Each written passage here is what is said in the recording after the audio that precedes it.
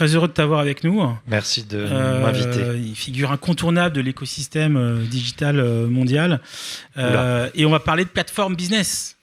Cette idée effectivement de travailler un peu sur le rôle stratégique que vous avez. Donc tu es directeur général Western Europe de Spotify.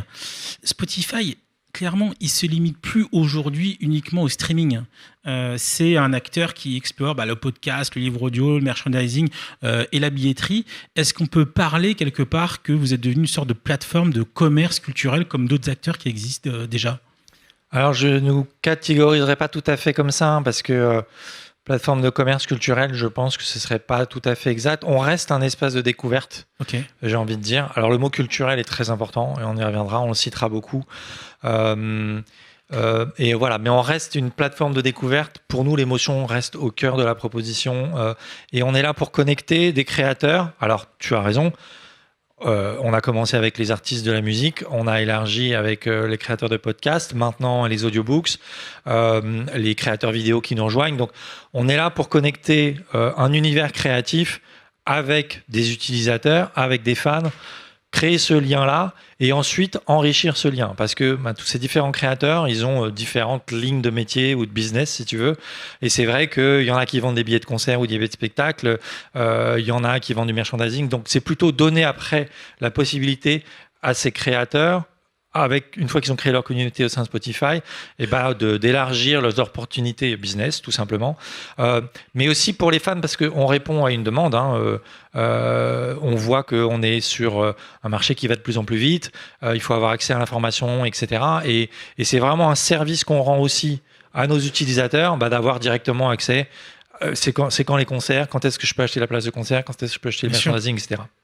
Alors, Spotify est aussi une plateforme qui a clairement révolutionné la manière dont les marques engagent avec leurs audiences par rapport à la radio traditionnelle. Comment, en fait, avec la publicité audio, la data, l'IA générative, comment tu vois l'avenir de la publicité sur Spotify ? Alors, révolutionner, j'espère. Je pense qu'on peut encore faire beaucoup mieux avec l'aide des marques et des annonceurs. Je pense que les marques et les annonceurs ont encore beaucoup d'opportunités pour utiliser au mieux une plateforme comme Spotify, justement, pour être à cet endroit de rencontre entre les créateurs et les utilisateurs. Quelques chiffres quand même.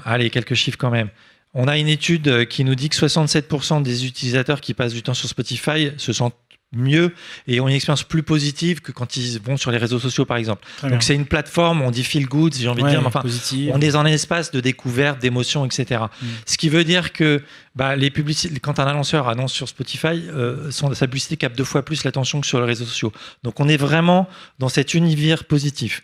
Après, ce qu'il faut que les annonceurs et les marques comprennent, c'est que oui, historiquement, on est une plateforme de streaming audio. Mais dans le domaine de la publicité, on est multiformat depuis toujours, très longtemps, audio, display, vidéo, bien sûr. Mais on est aussi dans la vraie vie, c'est-à-dire qu'on a des événements que les marques peuvent sponsoriser. Je citerai, on a créé un festival qui aura lieu pour la première fois cette année, qui s'appelle l'Equal Festival, qui est là pour donner plus de place aux artistes féminines, parce que c'est aussi un sujet dans la musique. Et le Equal Festival, on a 3 marques qui nous accompagnent, Lancia, Back Market et Jean-Paul Gaultier du groupe Which.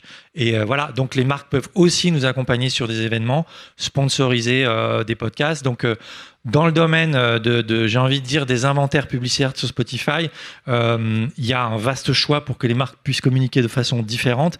Évidemment, on ne pourra pas finir cette interview si on ne parle pas d'IA. L'IA est au cœur aussi de nos recommandations éditoriales, algorithmiques, musicales, etc., mais aussi au cœur de notre machine publicitaire pour avoir la meilleure proposition possible pour les annonceurs. Ouais, c'était ma prochaine question, c'est-à-dire que l'expérience utilisateur, et puis c'est pas moi qui le dis, c'est les utilisateurs de Spotify qui disent par rapport à d'autres en termes d'UX, d'expérience utilisateur, on reste way ahead d'autres acteurs de la musique. Du coup, comment vous intégrez l'IA, comment vous intégrez l'arrivée des nouveaux usages, je pense au lossless et puis au livre audio, et est-ce que tu penses que tu peux nous partager un petit peu comment ça participe à la fidélisation des audiences, les innovations que vous intégrez? Alors l'innovation, elle est au cœur de ça, c'est sûr que en fait Spotify est né d'une innovation. Enfin, la création de Spotify, c'est comment on innove pour répondre à un problème de marché qui était à l'époque le peer-to-peer, la piraterie, etc. Donc c'était au cœur de la mission de Spotify, il y a l'innovation. Et au fur et à mesure que les choses avancent et s'accélèrent, on doit être à ce point de rencontre. Toujours encore une fois, on est au service des créateurs et de leurs fans. Donc, une meilleure qualité audio, tu l'as cité, on a récemment sorti Lossless, Mixing Tools qui permet de mixer ses propres playlists en faisant des transitions. Là, on va intégrer Spotify avec les outils de DJ professionnels. Donc, on est dans des innovations, en fait, heureusement, on les sort, enfin, on en a eu toutes les semaines, à peu près, des petites ou des grandes, mais on est dans l'innovation sans cesse. L'IA, j'ai envie de dire, enfin, on va même parler plutôt avant même de LLM, c'est une puissance de calcul qui permet d'avoir des recommandations plus fines. Donc, on l'utilise depuis très longtemps chez Spotify. Il faut faire très attention quand on parle d'IA parce qu'il y en a des IA. Bien sûr. Et récemment, il y a un autre sujet qui est le sujet de l'IA générative. C'est pas du tout le même sujet. Et là, on est les partenaires des créateurs, on est les partenaires des artistes. Donc, on est à leur côté pour s'assurer que les usages qui sont faits de la generative AI soient respectueux de leurs droits d'auteur et pour promouvoir des œuvres qui sont, je vais dire, en règle avec le droit d'auteur. Donc voilà, il y a une approche de l'IA qui est multifacette, mais aujourd'hui, ce sur quoi on travaille, de façon un peu contre-intuitive, c'est comment on met encore plus d'humains dans le process. Alors, il faut savoir qu'on a quand même ce qui fait la différence avec nos concurrents, pas seulement l'UX d'ailleurs. Oui, l'UX, mais pas seulement. La différence avec nos concurrents, la plupart du temps américains, c'est qu'on est la société qui a le plus d'équipes sur le terrain au niveau musique, audiobooks, podcasts. On a des éditeurs et des curateurs dans tous les pays où on est présent. C'est plusieurs centaines de personnes qui sont des experts de leur domaine. Et en fait, à la fois, ils font des recommandations, des playlists, etc., qu'on propose aux utilisateurs, mais ils travaillent au cœur même de l'outil de recommandation algorithmique et de l'IA pour le rendre, entre guillemets, plus intelligent quand même.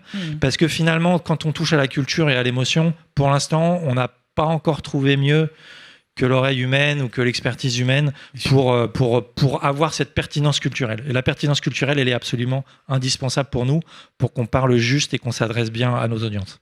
Dernier levier, les sujets autour de la productivité. Donc, tu as des équipes à Paris, tu as des équipes un peu partout en Europe. Comment toute cette partie un peu IA générative et toute la partie que vous êtes en train d'intégrer participe à l'accélération de l'innovation, participe à l'accélération peut-être du time to market, c'est ce que tu vas nous dire, et en même temps, comment vous faites pour ne pas perdre votre identité hyper créative, hyper industrie culturelle? Voilà, c'est ça qui n'est pas évident dans vos secteurs. Tu as raison, et ça, c'est le challenge qu'on ne doit jamais perdre de vue. C'est-à-dire à la fois continuer à être rapide tout en étant pertinent et en ne perdant pas notre mission et notre projet de vue. Alors, je crois que ce qui fait notre particularité, c'est d'être suédois. C'est bête de le dire comme ça, mais c'est important. Alors déjà, ça infuse à beaucoup d'endroits, notamment les ressources humaines, la politique, etc., mais pas seulement. C'est-à-dire que quand vous êtes une entreprise suédoise, européenne, et que vous rentrez sur un marché où vos concurrents sont des énormes plateformes systémiques américaines, vous jouez pas forcément sur le même terrain. Mais on sait ce que c'est que nous, la culture locale. On sait que voilà, à Jakarta, à Paris, à Londres ou à Mumbai, on n'écoute pas la même musique. On sait que les créateurs sont pas les mêmes. Donc on n'a pas cette vision, j'ai envie de dire, qu'on dit parfois globale, mais qui n'est pas vraiment globale, qui est plutôt américano-centrée. Voilà, on a une vision très européenne et très locale du truc. C'est pour ça que je parlais de nos équipes qui sont présentes dans le terrain et de l'humain au cœur de notre machine de recommandation. Et donc nous, c'est un challenge parce qu'on doit sans cesse s'assurer que... Parce que tu as raison, après, c'est quand même une plateforme. Il faut savoir qu'on a plusieurs milliers de versions de l'appli qui tournent, puisqu'on est présent sur plusieurs milliers de devices. Les smartphones, les montres connectées, les enceintes connectées, les téléconnectées, les voitures, PlayStation. Donc, quand on va sortir un lossless ou un truc qui doit être marché sur 2000 versions de l'app, ou qu'on doit sortir un nouveau contenu, etc., sur 180 marchés différents, l'alignement, il est complexe. Mais on ne perd jamais de vue la pertinence locale et la pertinence culturelle. Voilà, on reste, comme je disais, une entreprise de connexion, de culture.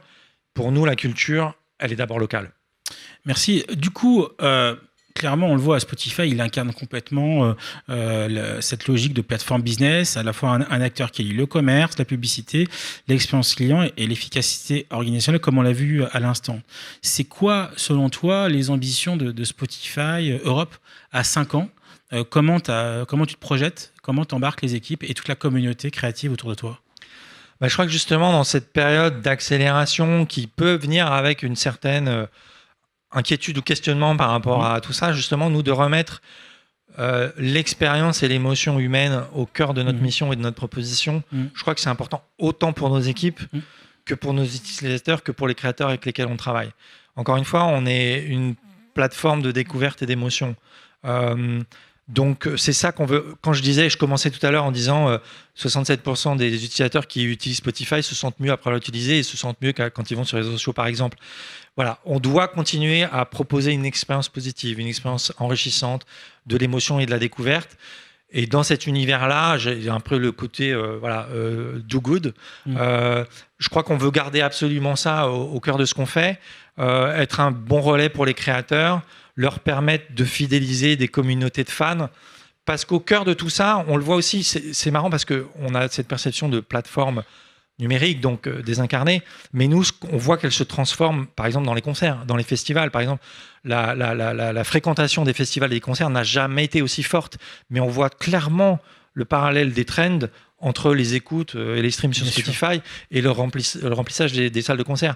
Donc on sait que ce qu'on fait a indirectement ou directement une incarnation dans la vraie vie. Donc être vraiment au cœur de l'émotion et de ce moment de découverte qui peut être soit individuel, soit partagé d'ailleurs, parce que je parlais de communauté, c'est aussi beaucoup un sujet de partage entre familles, entre amis. Donc voilà, je crois que garder la découverte et l'émotion au cœur de notre proposition, de notre mission, ça va être indispensable. Merci Antoine pour ton temps et d'être venu jusqu'à nous. Avec plaisir, bon merci. Courage. Merci, on peut le remercier.